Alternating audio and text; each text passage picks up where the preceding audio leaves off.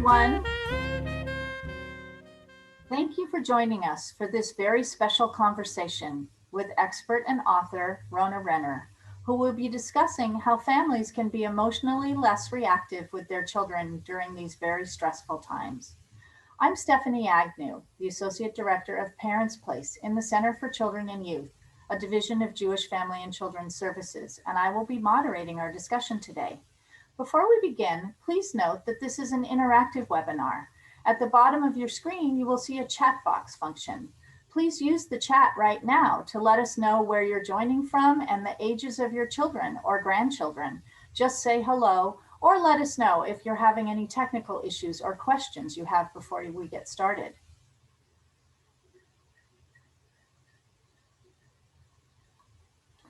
I see we have folks coming from San Jose, San Francisco.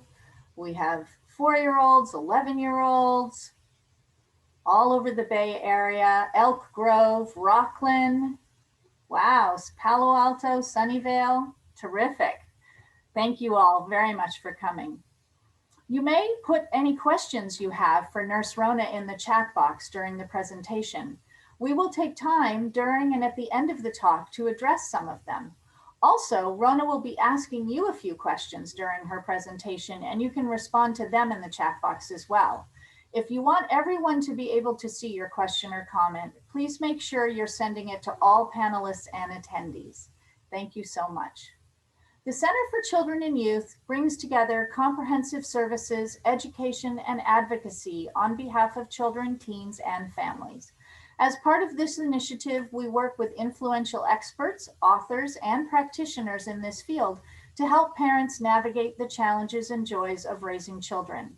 While we are leaders in providing children's services to thousands of families, we could not do this without the support of the community. I invite you to join me and others in supporting our groundbreaking initiative, which will ensure a better future for all families and for our community as a whole. Please consider supporting us with a donation. A link to make a gift online is in the chat window. Now, let's enjoy a short video that shares a bit about our work at the Center for Children and Youth. Our son Lucas, when he was about 2 years old, started demonstrating some really big emotions that tended to manifest as biting and hitting. I know more than probably the average person about early childhood development, but even found myself as a parent with a 2-year-old sometimes looking around saying, I don't really know what to do. Our pediatrician referred us to Parents Place at JFCS Center for Children and Youth. The Center for Children and Youth is a comprehensive one-stop shop for parents. We offer services for families all the way from infancy through teenage years. The center has been so amazingly beneficial for myself, my son, and my entire family to help us through really low points. They clearly know what they're talking about in terms of child development, and that I truly appreciate as both a parent as well as a researcher. Tell me about how things are going. Right, so we've had a lot of, as you know, we've had a lot of big changes. When the pandemic started and we needed to shelter in place, we truly didn't miss a beat in terms of our interactions with JFCS. What happened after COVID is that we had to think about what sorts of supports our families in need of. Now that they're home with their children, trying to balance the demands of work, parenting, and also their children's learning, all of which was happening within the home environment. We really had to tailor our services to this new global crisis. The Center for Children and Youth was not only prepared to continue our regular sessions via online Zoom meetings, but they were also there to really help us through this really challenging time of working our full-time jobs from home, as well as providing the structure and support that our kids need to grow and learn.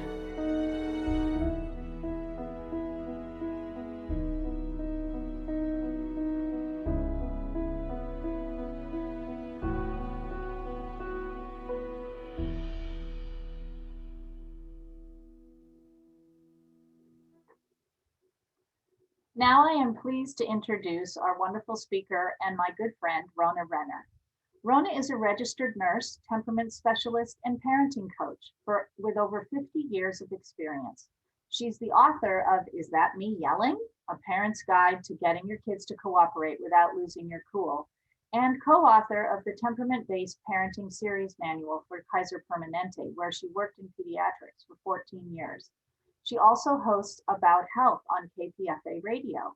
We're fortunate to have partnered with Rona for many years, offering multiple engaging and informative workshops for families on a variety of parenting topics. Rona continues to work daily as she cares for her 19-month-old grandson during the pandemic. She has 4 adult children and 5 grandchildren. Welcome, Rona. Thank you so much, Stephanie. It's wonderful to see you. And I want to thank Heidi and all of the folks at Parents Place. I've done a lot of work over the years with Parents Place. I'm so grateful to know that they're still here reaching out to people. And I'm really happy to be here with all of you. I see that you're from all over, with children, little ones up to teenagers. So thank you for joining today and making time to do that. I'm going to talk with you about how to yell less. But before, I just want to say a few things. We've never done this before. We've never lived with a pandemic that's still out of control, impacting our lives in ways we've never imagined. You know, our children are missing their teachers and their friends, depending on where you live. But here in the Bay Area, certainly our kids are missing their friends and school. There are many people who are still traumatized by the invasion, the attack on the Capitol last week. So we're dealing with lots of trauma. I know for me, I'm grieving the loss of my mom to COVID, and many people are grieving the loss of loved ones. Plus, we have our own individual challenges with our partners, with our children, with our work.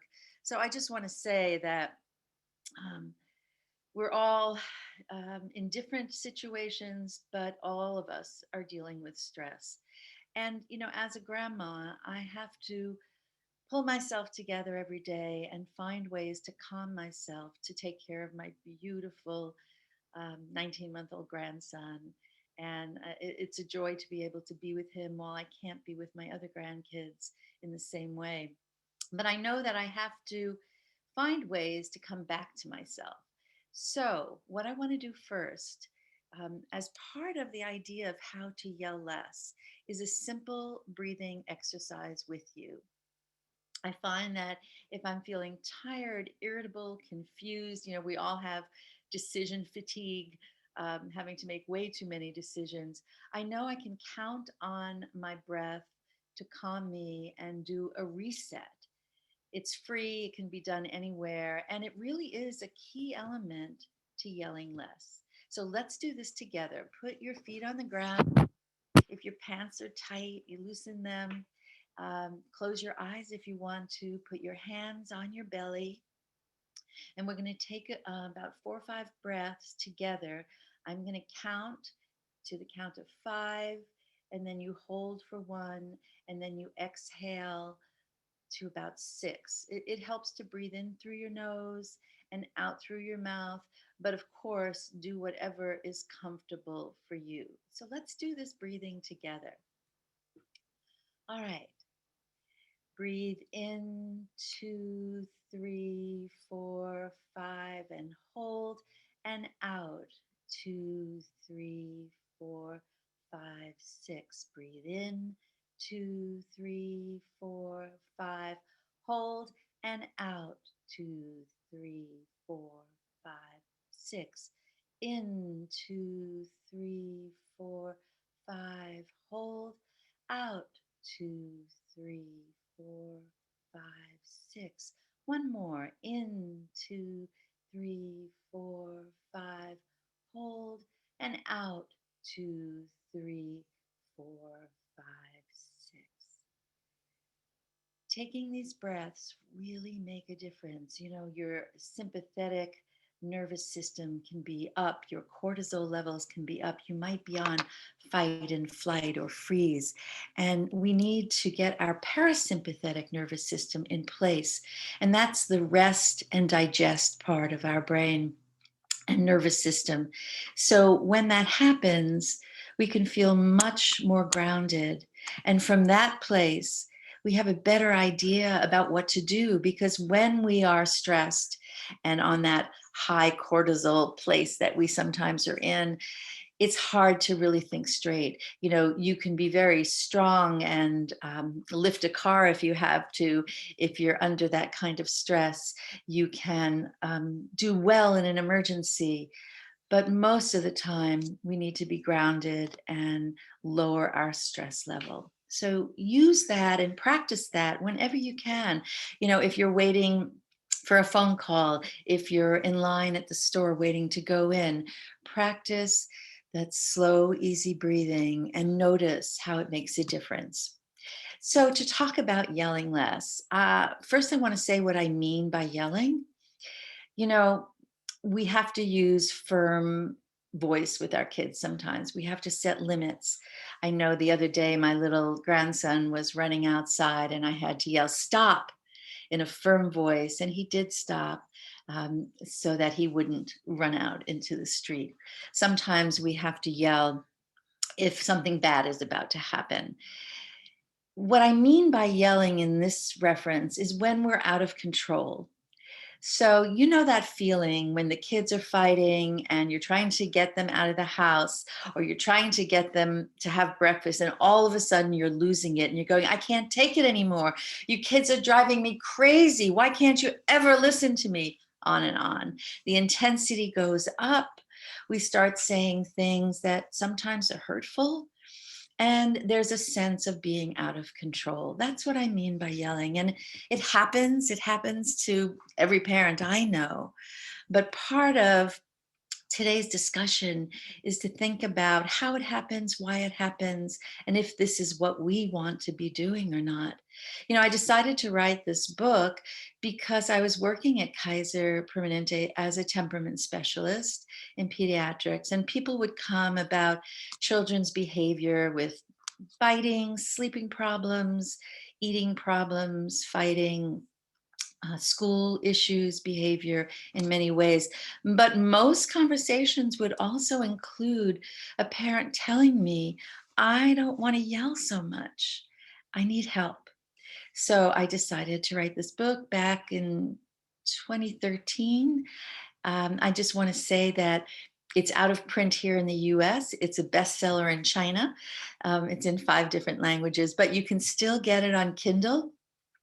So you can look for it on Kindle. And also, if you go to Amazon or Barnes and Noble, you can find it used. So there are great prices out there. And it's a really friendly, easy way to have a support and have guidance for yelling less.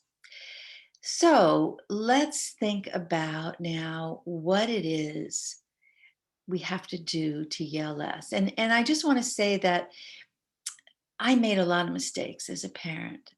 I often look back now and think, what was I thinking? You know, our kids are resilient and you can make mistakes, but a lot of research is showing that yelling is not the best form of discipline. So that's why we're having this conversation today. But don't be too hard on yourself, because if you're really hard on yourself, it's very hard to change anything. And change takes time. All right, so I'm going to ask you some questions. And if we were sitting in a class, we would be laughing and crying together and having an intimate conversation. But we'll try and do it by chat.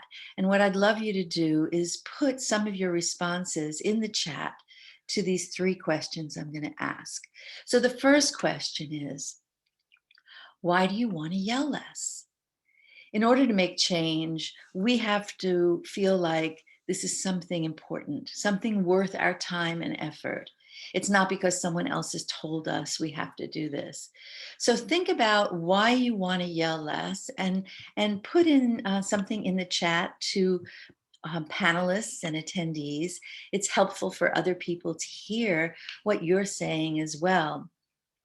And I will tell you what some people say from the classes that I've done as to why they want to yell less. I'm going to look at my book here, and I'm going to go to page 11. Okay.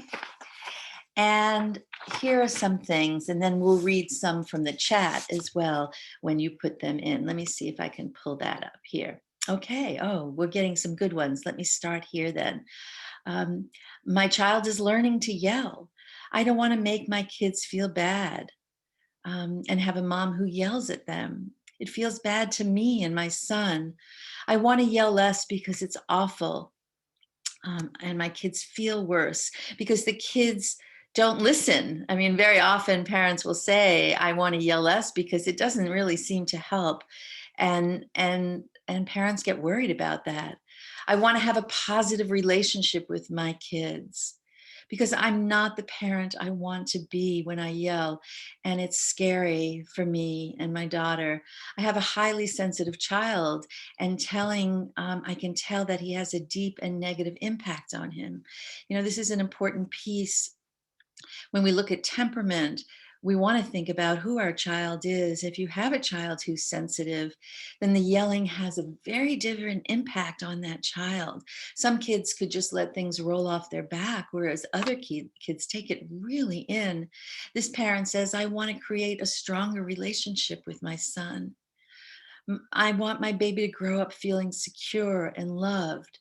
My kids are starting to yell back, and parents say that all the time. All of a sudden, the kids are yelling at each other and they're yelling back at their parents because kids do what they see more than what we say. They're watching us, and they're watching us all the time. I could see it with my grandson. All of a sudden, he's been saying, yup, yup. And I realized, oh, I say yup a lot. And then sometimes I reach over and I go, oh, give me that. And I make a sound. And now he reaches over and he sounds like an old lady going, oh, like that. So yes, our kids are watching us and they're imitating us. Someone said here, I don't want to scare my kids. I want to parent without shame. I think it's damages my kids emotionally. Thank you all so much for your comments here. It's so important that we share this because you are not alone. One parent said, it's not how I want my children to remember their childhood. And I want to say something about that too. During the pandemic, I know my kids, my adult children have said, I want my kids to remember this pandemic, not as a time of trauma, but as a time when we have come closer as a family.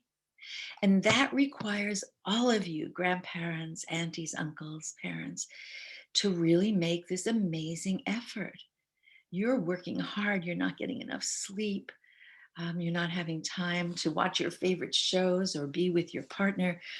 So you're making an amazing effort so that your child's memory is not one of trauma, but one of connection. And the less you yell, the easier it will be for them and for you. I don't want my son to see me that way. Yelling doesn't work. I need to do it to be connected. So these are wonderful comments. I'm not going to read all of them, but I hope you will.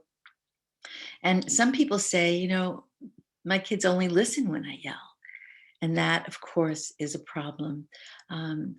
I just want to sit here and read all of them, but I'm going to move on and I'm going to come back to these as well. Thank you for your generous participation. So knowing why you want to yell less is a motivation. It's helpful. So now let's ask, why do you think you use yelling as a form of discipline? Why is it that you're yelling? So for some people, it's pretty clear. They say, that's how I was raised. My parents yelled at me and that's what I know how to do. And I'm really not sure what else to do. So I'm going to see here why you think you use yelling. And let me see. I yell when saying it nicely doesn't work. That's a really typical response. It's the only way my child listens. It gets their attention, right? When you yell, you're saying, I mean what I say, and I say what I mean. Same thing with spanking. That's why parents would tell me that they sometimes would resort to spanking, is my child knows I mean business. Parents say they yell because they have trouble staying calm. That's understandable. I lose control. I keep asking, it seems kids just don't care. It's going so fast, I can't read it. It seems kids don't care. I yell when I've reached my limit. Mostly, I don't yell with an agenda or a reason. It just happens when I lose my patience. It's a learned behavior, someone said. You know, a lot of parents say that they yell because they feel stressed, they're tired, they're hungry. Some people yell because they're depressed and they feel irritable. Sometimes they're sad or angry, and yelling is what happens. I yell when I've reached my limit. I yell when I feel no one is listening to me. And again, think about yourself. If you're not taking care of yourself, if you're not eating and sleeping and getting some nurturing, taking a walk to clear your air, to clear the air and feel grounded, you're more likely to yell.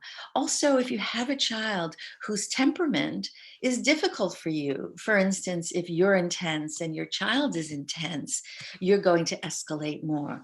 If you're fast adapting and your child is slow adapting, that means you're going to get impatient. Your child is having trouble with change and transition, and you're waiting, come on, it's time to get on Zoom. Let's go, let's go, let's go. And the child is struggling and they can't find their pencils or their shoes, or they need their breakfast first. Your impatience will be the trigger for you. Some people yell when I feel my parenting is being judged. If you feel like someone's watching you and judging you, you're going to be harder on yourself. And when you're harder on yourself, you're more likely to yell. I know that I've yelled at my kids when I really wanted to get the attention of my husband. You know, I say this in the book, you know, the kids aren't setting the table like they're supposed to. My husband's sitting and reading the newspaper, being, I used to say oblivious, but that's not nice to call names. He's being focused on the newspaper. I would yell at the kids, and then all of a sudden he would jump up and say, oh, I'm sorry, I better help out here. So sometimes we yell when we're really upset with someone else. At the end of the day, I'm just so done, this person says. Kids are fighting, it's bedtime. Our fuel tank is empty. So there are many reasons. And I think a key one is not knowing what else to do. And it becomes a habit.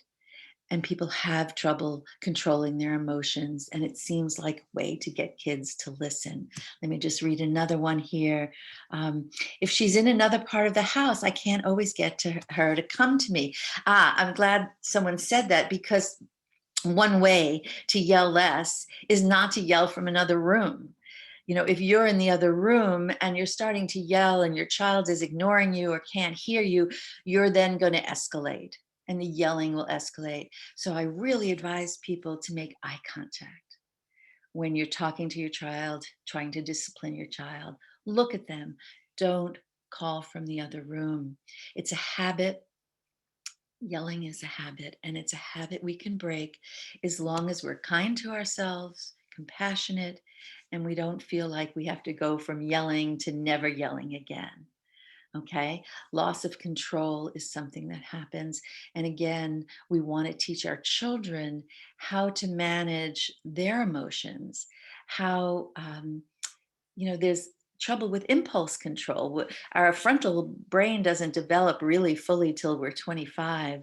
So our children are learning how to manage their impulses and their reactivity, and they're watching us. They're watching us. Thank you for all of your responses. I appreciate this participation. It makes me feel like I'm talking to people here. So the third question that will help you, really motivate you to yell less, is to ask yourself, what are the effects of yelling on my child? What do you see What do you observe when you yell at your child? Um, Children, again, are different. Some children will let it roll off their back. Some children will cry. Some children will withdraw. Our children react differently to us. What's it like for your child? Someone says, my child puts her hands over her eyes or ears, I think it was. It makes things worse. My kids yell back.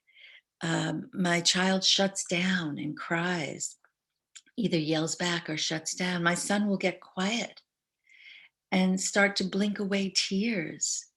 My children cry. And every child reacts differently, this parent says, of 4 children. And that's so much work to have 4 young children at home. Some kids get angry.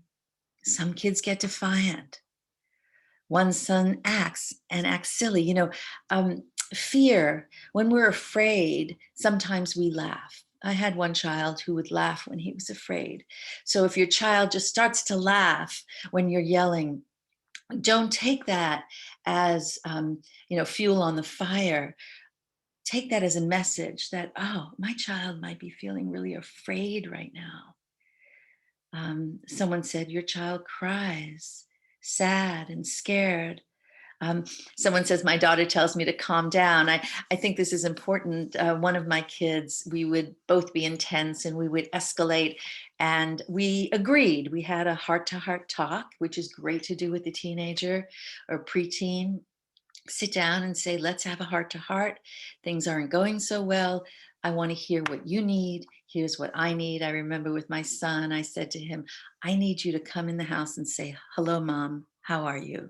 And he said, I need you when I come in the house to not ask so many questions. So when you have a heart to heart, you're just listening to what the other person needs. And my son and I decided that we could say to each other, chill. If I was escalating, I gave him permission to say, Mom, chill. And if he was escalating, I could say to him, hey, honey, chill. Let's talk when we both feel calmer. Um, so the effects of yelling, keep thinking about what consequences there are. Someone says here, my 6-year-old will tell me to take a deep breath, like I tell her, and asks if I need a break. So together, I know many parents who have said to their kids, I'm going to learn how to yell less. I don't want to yell so much. So I'm going to learn how to take breaths. I'm going to learn how to walk away if I'm upset. I'm going to learn how to go get myself a glass of tea. And they help their kids figure out what they can do when they're angry as well, which is really powerful. I was reading a Facebook post yesterday of someone, an educator I really respect and admire, and he's watching his grandkids. And he says he has a big blackboard outside their room. And when they get mad at him, like when he sets a limit on how long they can be on their iPad, his granddaughter went into the room, went to the board first and wrote, poo poo grandpa, poo poo grandma, you know, expressing her anger in ways that were acceptable. And that's part of the issue we all have, is we have to teach our kids, how can we express our anger? Just as parents, if we're getting frustrated, we have the right to say, look, I'm getting really frustrated right now. I don't want to yell. I'm going to take a break. We've got to talk about this. We want kids to also learn how to manage their anger, because anger is a normal emotion. There's nothing wrong with anger. Anger teaches us sometimes what's not right. If we're getting angry because the kids are fighting and throwing things, it tells us, wait a second, there's chaos here. And we got to figure out how not to have it. Get some routines in place, have some of saying, stop. Let's just stop here and all calm down. Let's sit down. Let's take a breath. Let's find something else to do. But anger tells us something's wrong. It's what we do with the anger that's most important. Okay, so I want to tell you a little bit about a study. Take a breath. This is not to make you feel bad, but it's important to know. Right before my book came out in 2013, There was a study from the University of Pittsburgh. They looked at approximately 1,000 middle school students, and they followed them for over 2 years. And the results of this study that was done showed that parents who used, and I'm going to read here the actual words they had, used harsh verbal discipline, such as yelling, cursing, or using insults, these kids were more likely to be depressed or have behavior problems and also school problems. And the part that was interesting is that it was damaging even to children who came from homes that were generally warm and loving. Because the folks who are here on this call, I know that you're here because you care and that you have a home that's warm and loving for your children. There's even one parent here who has triplets, 9-year-old triplets. Oh.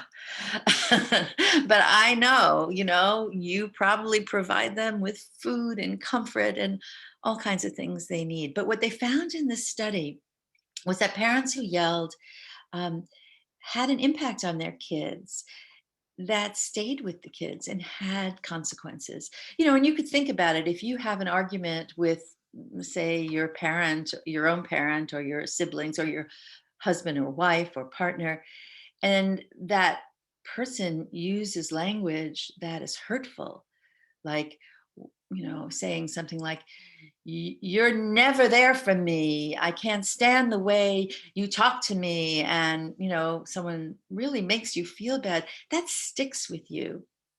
Now, if the person apologizes, it feels good. Apologies are really important. I hope to get to that in a minute, but it sticks with people. So without blaming or shaming, realize that the yelling matters. And instead of thinking, I've damaged my kids for life, you can replace that thought with, I'm doing the best I can and I'll keep learning. And it's never too late to change. It's never too late to change. And again, self compassion is key. Really, really important. If you're going to do this work of observing yourself, figuring out why you yell and the consequences for your kids, you have to be kind to yourself, just like you would be if a friend came over and said, oh my God, I lost it this morning. My daughter stormed out of the house. I feel so terrible. I'm such a bad parent. You would make your friend a cup of tea. I love tea, so I use that a lot for comfort. You would say, oh honey, it's going to be okay. You're a good parent. I'm sure you can get through this. Just talk to your child. It's going to get better. That tone of voice, that comfort, we need to use for ourselves. Self-compassion. I want to mention here, so I don't forget to mention Christine Neff. And Christine Neff is a psychologist who is sort of the guru of self-compassion. And I think that Heidi is going to put the link here in the chat for Dr. Christine Neff. And on her website, you'll find meditations and resources, all kinds of things that can help you understand more about self-compassion. And it is a key element to yelling less. The more you can be compassionate to yourself, the more you can be compassionate to someone else. Okay, so yelling has different parts to it. I think it's important to talk about triggers. So my son doesn't put the dishes away like he's supposed to. And I'm really annoyed with him. And so the trigger is him not putting the dishes away. But then the way I put fuel on the fire are my escalating thoughts. I have a feeling, I'm frustrated, I'm angry that he doesn't do what he's supposed to do. Then I throw fuel on the fire by saying things like, oh, he thinks I'm a maid. My son doesn't do anything. He's so lazy. He only cares about his friends. He doesn't care about his mother, things like that. Those escalating thoughts will get me to yell. So when a trigger happens, one of the ideas is we notice, oh, my son didn't put the dishes away, then we can change the thought instead of going into this, oh, he doesn't care about me, to, oh, right, he's a teenager. He's got a lot of things on his mind. He's trying to talk to his friends. I need to go talk to him about this again and figure out a better system. We need to have a family meeting and figure out how we're going to do this. I need to go to him and say, we have a problem. Let's talk about this together. So that's the element that's important. It's not just the trigger event. You know, your 2-year-old throws the milk on the floor from the high chair, right? It's not just that, it's the thought with it. Like, oh my God, this kid is just doing this on purpose to drive grandma crazy. He just is a little brat, something like that. Instead of saying, reframing it and saying, oh, right, 2-year-olds learn by repeating, repeating, repeating. So this is an important piece of the puzzle where we can reframe what's going on so that we can calm our emotions. Okay. So I think the other piece I want to mention before we talk a little bit about tracking this is to notice the physical changes that are going on. You might notice your face getting flushed, your hands getting tight, your chest getting tight, your breathing. If you're starting to get triggered, you get these physiological changes. And if you can catch that, that's when you could say to yourself, now I need to take those breaths. Again, the sympathetic nervous system is the fight, flight, and freeze. We need to slow our heart rate, our blood pressure, take those breaths before we discipline our kids. All right, so let's look at this yelling tracker. I think everyone received a copy of it. Maybe we could share my screen with a yelling tracker right now. We have this wonderful technology here. And I just want to look at this with you and go over this with you. So either you have a copy of it, and I think these wonderful people here are going to share the screen as well and show you this yelling tracker. Okay, it's not real big. Sorry about that. But it can give you an idea, and you could print it out at home and just have it so you can remember the key components of how you're going to yell less. You're going to be thinking about an event. Maybe you yelled at your child yesterday, and you're going to think, okay, what happened? What time of day was it? Where was it? Maybe it's always in the kitchen. Maybe it's worse on Mondays after the weekend. Maybe it's 4 o'clock when all hell breaks loose. So think about the event, what time it is. Think about your response. Okay, I could not control myself. I just started yelling at everyone, told them to get out of the house. I don't want to see them for another hour. Whatever your response was. Think about the temperament, your temperament, and also your child's temperament, how that might have played into it. Again, you're both intense. Maybe that's why things escalate.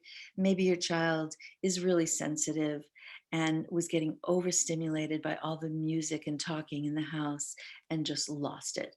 So think about their temperament. Also, notice your physical reactions. Notice how you felt after you yelled.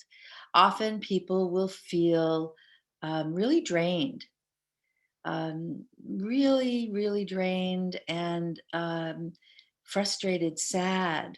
There are a lot of feelings you might have. Think about how your child felt and think about what you could have done differently. And that's an important piece. I would often say to clients, you know, talk with your partner if you can, if you're not a single parent. I was a single parent for a while, and I know yelling was really hard for me then. There was no one to bounce ideas off with. But think about, what could I have done differently? Because that's a really big part of yelling less, is brainstorming with someone else or just with yourself. I just want to read what someone said here. Suspect you're being too hard on yourself. 99% of parents yell. far, far fewer are aware of it and trying to do it less via exercises like this. Yes, you're here because you care. And again, don't be hard on yourself, but know that there are reasons to put so much attention onto this. And again, these are the hardest times in the world to do it. You really, it's hard to add one more thing to your list. But in fact, if you do some of the things I'm suggesting, your life will get easier because you'll feel more ease and your children will feel less anxious and less afraid. Okay, so ABCs of not yelling. Let's go to that right now. I want to make sure we spend some time on this.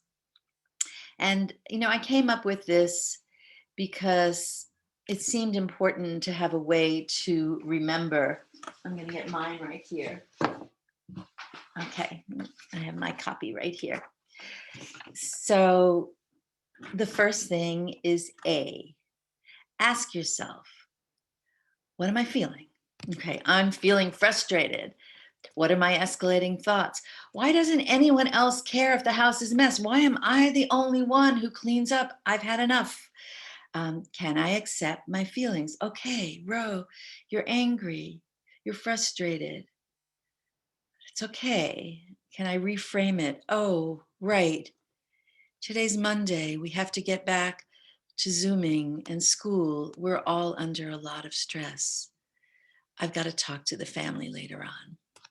So ask yourself what you're feeling, breathe. And this is where you can do these really wonderful, easy, deep breaths as you're calming yourself.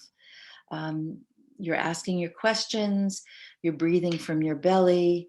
And if your child is not in any immediate danger, take that minute to breathe and calm yourself. C is calm yourself.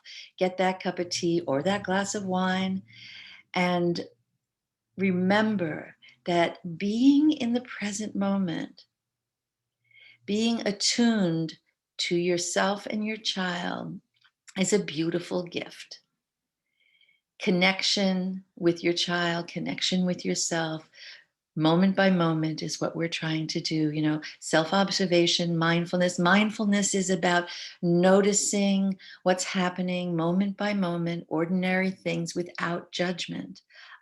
Here I am, starting to lose it. I'm going to breathe and I'm going to calm down. So C is calm yourself. D is decide what your child needs. So once you're calm, you can say, okay, what do I need for discipline? Do I need to just go give my kid a big hug and say, honey, I know this is a hard morning? Do I need to set a limit? Kids, you got 5 more minutes to play and we've got to get started. I'm setting the timer. Here we go. Remember, we have a routine in the morning. Let's go look at the chart. Here's our routine. 5 more minutes. My little grandson, who's 19 months, now knows how to do this, and that means one more time. So if we're watching something on my phone, he loves to look at pictures, and he would go on forever looking at them. I go like this, and he goes like this, and that means one more time. And then I stick to it. That's the other thing, is we want to say what we mean and mean what we say. We don't have to yell if we can be authoritative, not authoritarian, not too permissive, authoritative. I'm the adult here. I do have a plan. I am in charge. I want your feedback. We can collaborate, but right now it's only one more time. So you're deciding, what does my child need? A limit, a hug, to go outside, a consequence like that. And you're calm enough to think about it. I remember I was so upset with one of my kids one time. I won't even go into the story because we don't have time, but I was so upset. I just said, go to your room and think about it. I have to calm down. And then I talked to my husband. We came up with a consequence. And then I could say, okay, now we can talk about it. It's really important to know you don't have to do it right away. Unless it's an emergency, you don't have to say anything except, whew, wait a second, we've got to calm down. And the E of ABCDE is to empathize. Again, our kids are going through so much. We're going so much. Our family is. Think about what it's like for them. Think about how you're going to help stay connected to them. And again, when you empathize, it's easier to find what they need. All right, so that's fast going through the ABCDE, and I'm going to hold off on taking questions for a few more minutes. I just want to say something about the 4 C's of discipline. So maybe we can put that up. And just very briefly, you can think about this at home, but I wanted you to see that. Children need, and I'm going to look at my copy right here because I cannot see the screen and I can't always remember what I wrote. Here we are. Oh, sorry, I don't have it. I'll remember it then. We're going to think about communication, how we communicate, what we say, how it's clear. We don't say, now come on, be good. We say, I'd like you to do this. I'd like you to do that. We give choices, but only a few. Try not to say okay at the end of your sentence. Would you please set the table? Okay. Because we're not really giving them that choice. So try and notice if you say that. Consequences, really look at the family rules and think about what you all agree on as your family values and consequences for certain behaviors. And C is for connection. The connection you keep with your child will really be of value through your lifetime. And I'm going to read one little thing from my book, and then we're going to open it up to questions.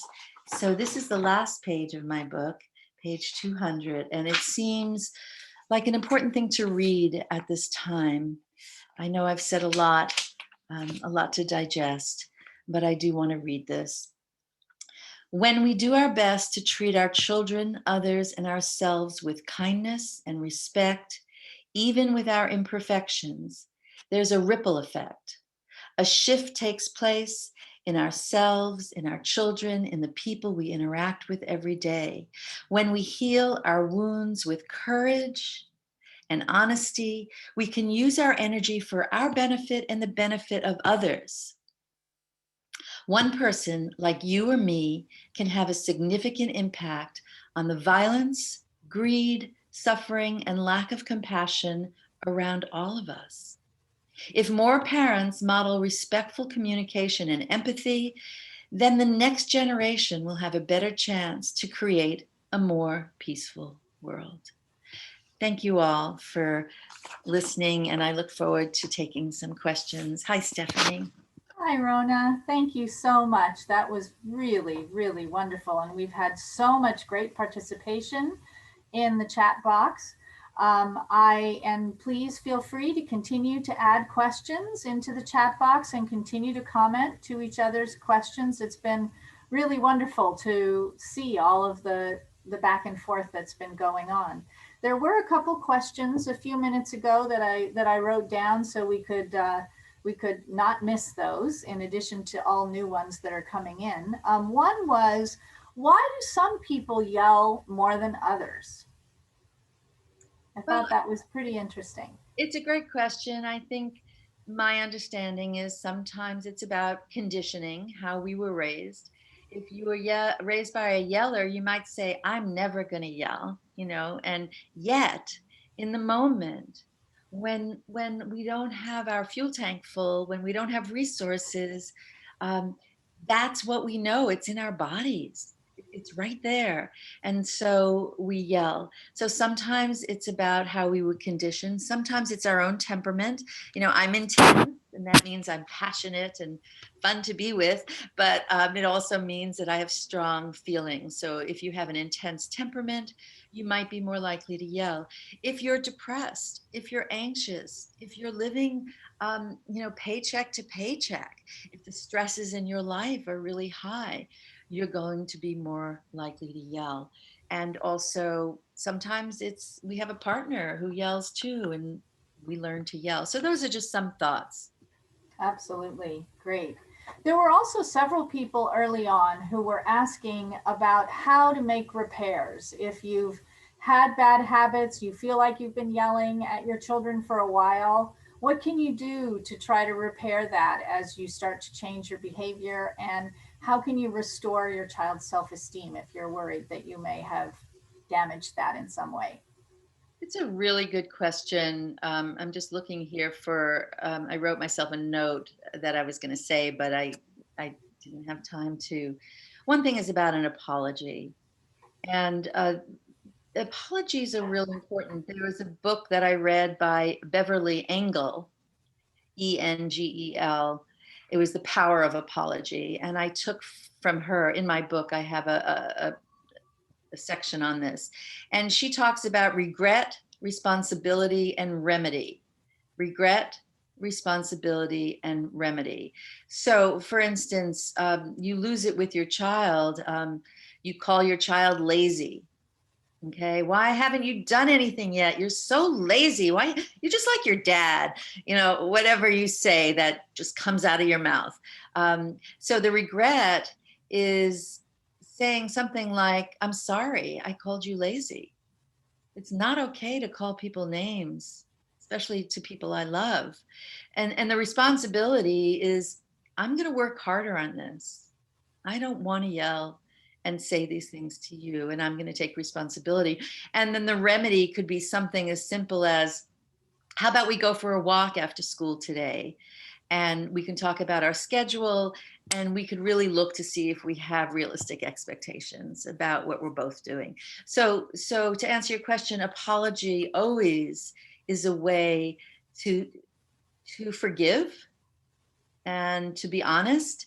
And I know as a parent, even with my adult kids, the more I can look at myself and be honest about my mistakes, and there are many of them, the more we could get close. It's never too late to get close. And that's where I also mentioned a heart to heart. Sometimes you just have to sit down and say, we need a heart to heart here. And let's think about how we can make things better. Anything you want to add to that, Stephanie? No, I was going to add that piece about children are resilient, and I also think it's great for parents to admit when they make mistakes. That's Right. a really good role model for your children, to let them know you can make mistakes and you can repair and apologize. And Stephanie, it doesn't work to just say, I'm sorry. Right. And if you hadn't been so loud this morning, I wouldn't have I'm had sorry, but I'm sorry, but right. And someone asked, should we have kids say sorry? It's again, if you could do it not by rote, it doesn't yeah, have meaning when it's by rote. But if one kid pulls something away from another child, you could be able to say, oh, let's see how your brother's doing right now. It looks like he's feeling really sad. um, I'm sorry you're feeling sad. You want to model it for your children. exactly. Exactly. Great. So here's an interesting question, because we have lots of parents with multiple children. Two of my three kids are fairly good at understanding consequences. The third one, who's 8, is very stubborn and doesn't seem to care about consequences. Mm. How can I get him to care more about following the household rules so I don't get forced to yell or other bad tactics?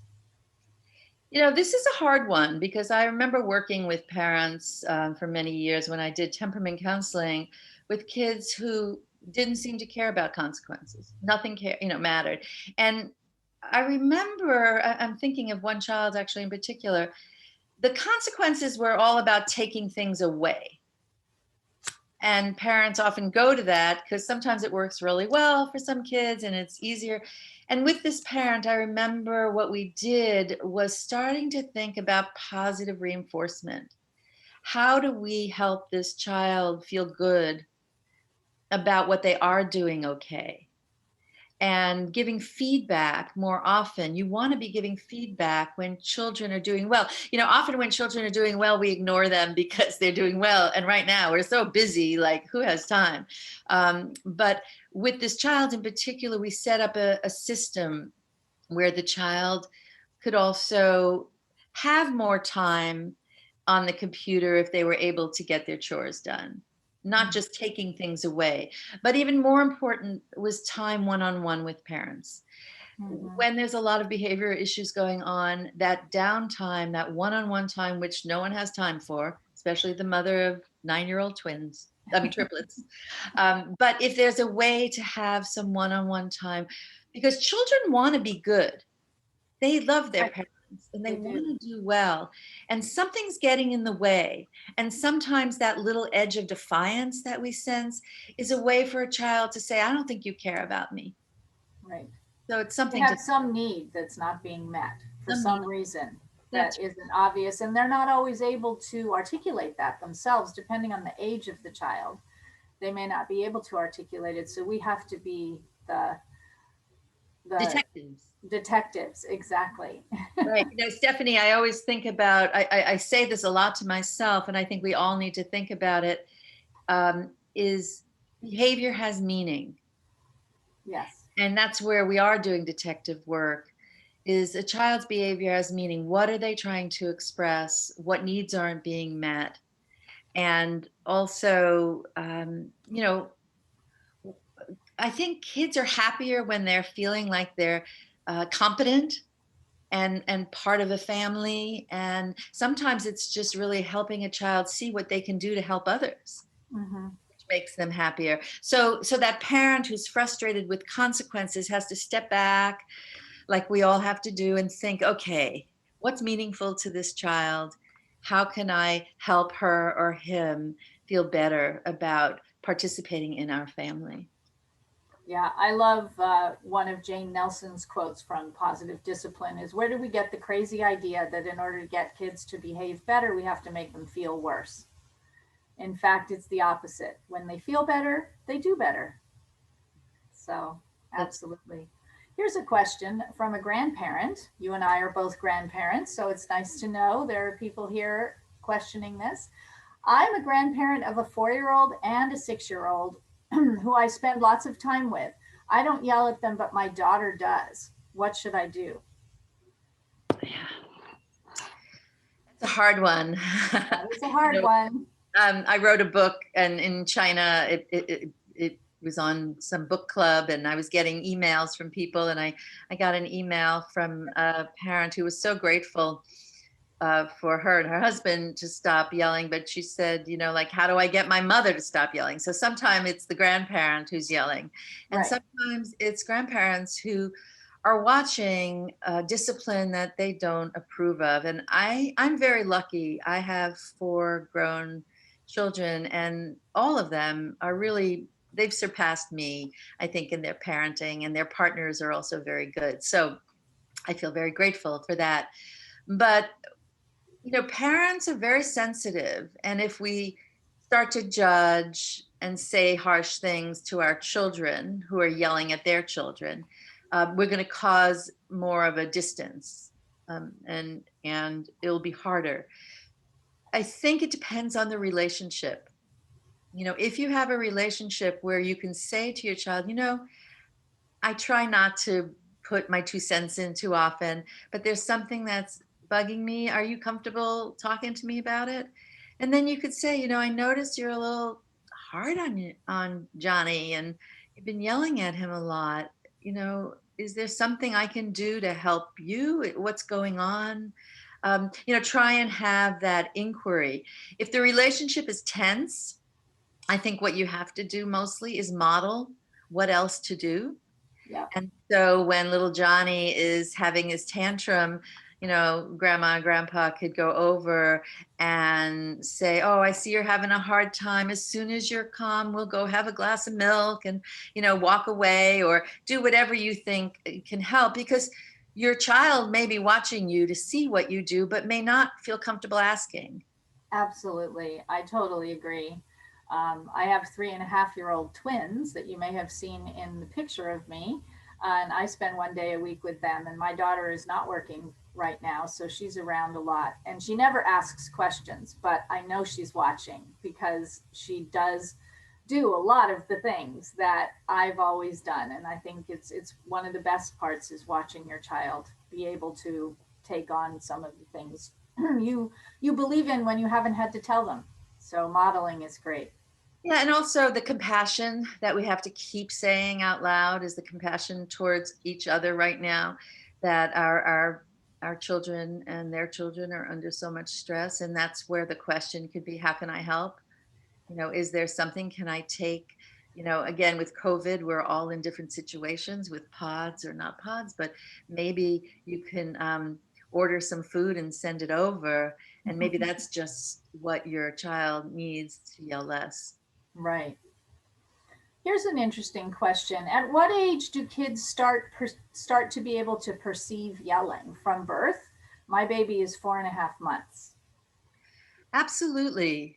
Absolutely. There have been all kinds of studies that have been done about domestic violence, and I'm not associating you yelling and calling that domestic violence at all. But the studies have been shown that in utero, um, babies can sense when there's that kind of tension going on. So even little babies in their crib, and you'll notice that I remember with my kids, if my husband and I would get into a yelling match, I'll call it, all of a sudden everyone gets irritated. Mhm. And they sense it. Now, again, we're not talking about perfection. We're not saying that you could never yell and you're bad if you do. No, no. But know that it does affect infants, toddlers, teenagers, even though the teenager has their headset on and they act like they're not noticing, they're noticing. It Yeah. affects us all. It triggers us. And I think I remember one of my kids had a strategy of coming with her teddy bear when she was feeling afraid because my husband and I were yelling at each other. Mhm. And that really got to our hearts. It was like, I have a loud voice. My husband's an actor and he has a loud voice. And he would often say, I'm not yelling. Who's yelling?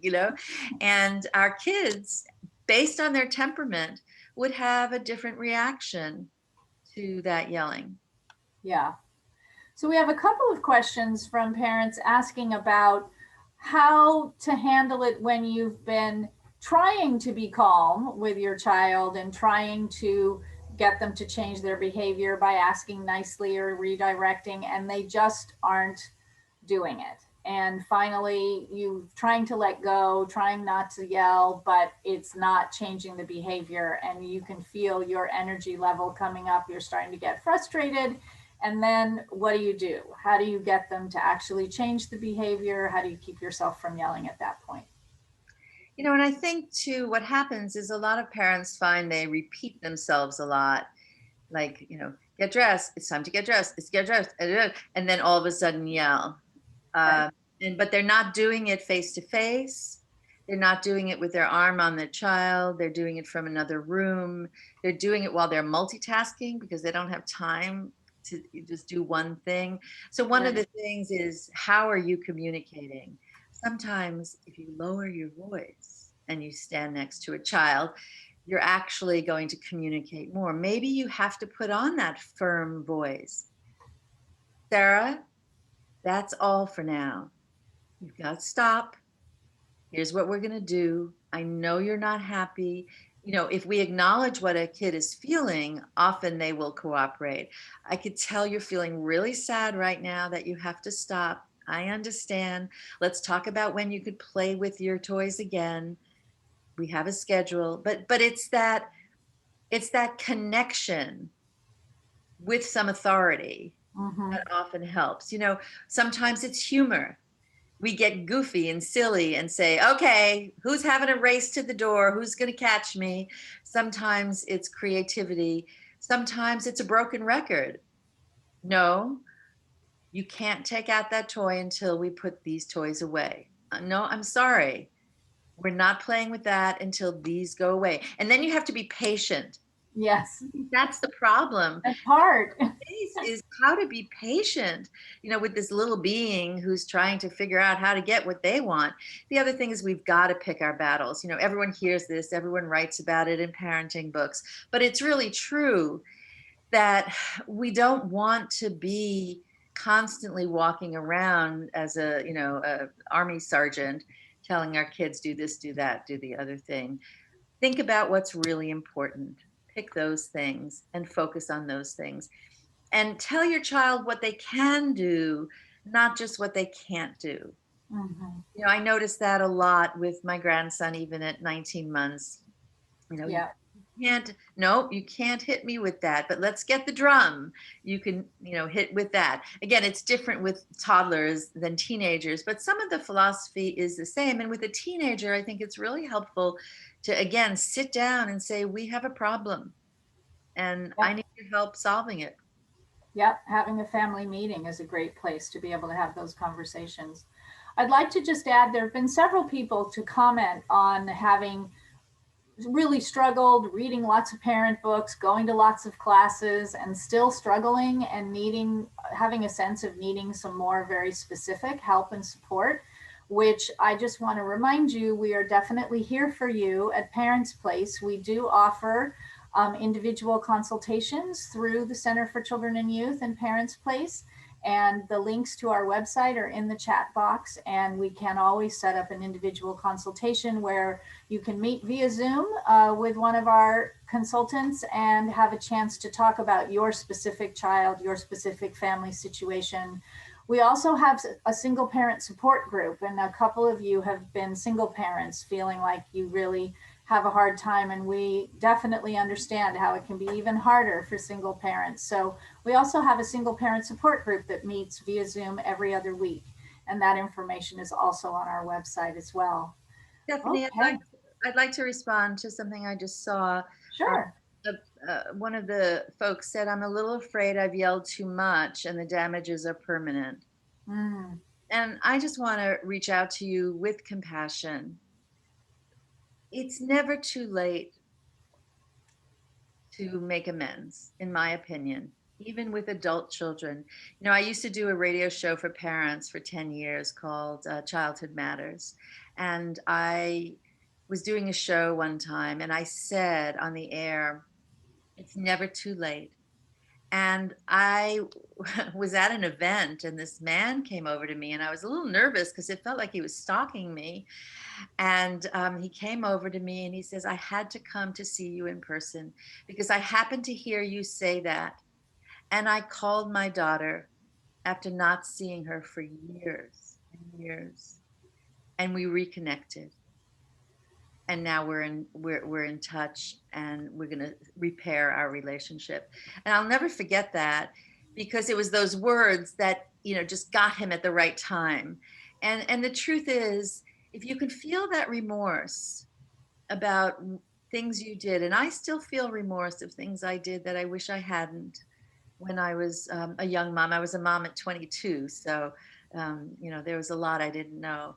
If you could feel that and be kind to yourself and say, okay, I'm going to work on this. And if you feel it's too hard, reach out to Parents Place or a therapist somewhere else, wherever, a church member, someone you trust, and be really kind to yourself about it. Yeah, great advice. Thank you.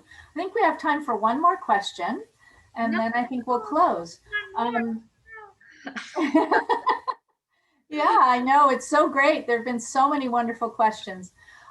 Here's one about parenting together, co parenting with your partner. It says, my partner and I do not parent on the same page. We also handle discipline differently.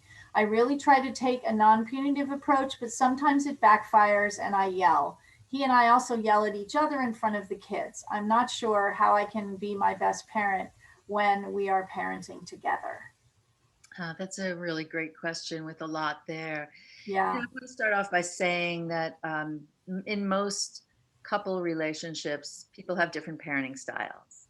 I used to teach a class at Kaiser, and we talk about John Wayne and Mother Teresa, but I don't know if everyone knows who John Wayne is anymore. So more of that, do what I say because I said so. And then the Mother Teresa would be, oh, darling, oh, I'll read you another story. Oh, you want another one? Sure, no problem. So it's the soft kind of pushover parent and the hard authoritarian parent.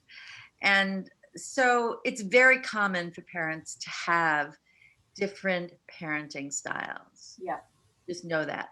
So one of the things is to be able to come towards a middle ground parenting.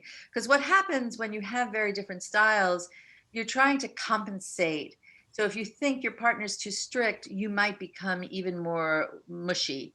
And And you if get polarized. right, you polarize. If you think your partner's too mushy, you might become too strict. So you polarize. And for some parents, they bounce back and forth. So they're too mushy, they get pushed around, their kids walk all over them, and then they boom, go to the other side, and then they feel Right. guilty. So there's a lot going on. So the one thing is for the parents to acknowledge, name it to tame it. Dan Siegel always says this, Dr. Dan Siegel, who's great. Name it to tame it. Let's talk about this. We're very different. Our children are lucky that we're different. We have different things to offer, but we've got to do one thing, which is do our best not to fight in front of the kids about something that's come up about them. Let's not polarize in front of them. Let's work this out later on separately. So, for instance, if your partner is starting to get really strict and not being flexible at all and saying to the kids, you've got to finish this now. I'm sorry, you can't have what you asked for. Instead of throwing fuel on that and saying, hold it, honey, they can have what they want. I don't care what you're saying. You need to come up with a system where you can tap your partner on the shoulder, give him a kiss on the cheek, and say, do you have a minute? Can we talk about this? Or just stay out of it, unless it's dangerous, of course, but stay out of it. And then later that evening, talk about what just happened. So you've got to figure out a way how to talk together about your differences. You're going to have differences. The more you could come to agreement, the easier it is on the kids. The Absolutely. kids are so smart.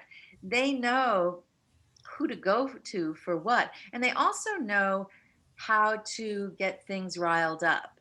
And then all of a sudden the attention is away from them and the parents are fighting over here and then they just go do what they want.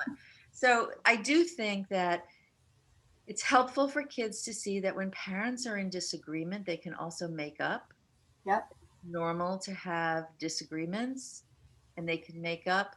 But if you are starting to yell a lot at each other, you need to get some help so Absolutely. that your family feels more connected rather than disconnected. Was there another part of that question I missed, Stephanie? Um, no, that was pretty much it. No, I think you covered that very well. And we do offer consultations with families, with parents together on how to get closer together and being on the same page, as well as we have a couple of workshops about parenting as a team that might also be helpful for you at some point. But as Rona mentioned, also, if it's really serious and you find yourselves really having a hard time, getting professional help from a couples therapist is also a really good idea. Stephanie, I saw another question. Can I? Sure, sure. We have a little more time. Absolutely. I just remember it went through, and I just want to say it was about kids with special needs. And I do want to say that in my book, there's a chapter on working with kids with special needs. And I did a lot of work with families who had kids with ADHD, attention deficit, or learning disabilities. And I just want to say that for parents, your work is harder when your child is struggling because of a learning difference, some kind of special need. And you may get triggered more often because of your own frustration, because your frustration might be that you can't help your child as much as you wish you could. If your child is young, you still may be getting used to the fact that you have a child with special needs, and there's still grief that you have to experience and feel and get help with and heal about your child who is suffering and struggling. So reach out for parental support if you have a child with special needs, and then keep remembering, especially with kids with ADHD, because often they look like anyone else, and you forget that they actually have these problems with impulse control, and it's not always under their control. So the empathy isn't always available to us. So reach out for parental support, places like Parents Place, support groups, parents groups, and know that your job is harder, and be really kind to yourself and make sure you're taking care of your special needs, which is sleep, healthy eating, exercise, and getting a hug if you can from someone. And enjoyment, some sort of happy thing that you might do for yourself that is just for you. Thank you. Thank you so much, Rona, for your wisdom, your guidance, and your thoughtful approach for how to respond to children more calmly during these profoundly difficult times. You've given us encouragement and much to think about as we parent and grandparent through this pandemic. The Center for Children and Youth is so grateful to have you as part of our community. And thank you to all our participants for joining this special event today and for participating so robustly. It's been a great conversation and we so appreciate your input. We're here for all families during this challenging time with parenting guidance and mental health services for children and teens. For support, call us at the number in the chat window and please respond to the survey there too. And if you can, help us ensure that children and families have access to critical services regardless of their ability to pay. Please consider making a donation. Thank you again. May we all have a healthy and safe new year. And remember, we're here for you.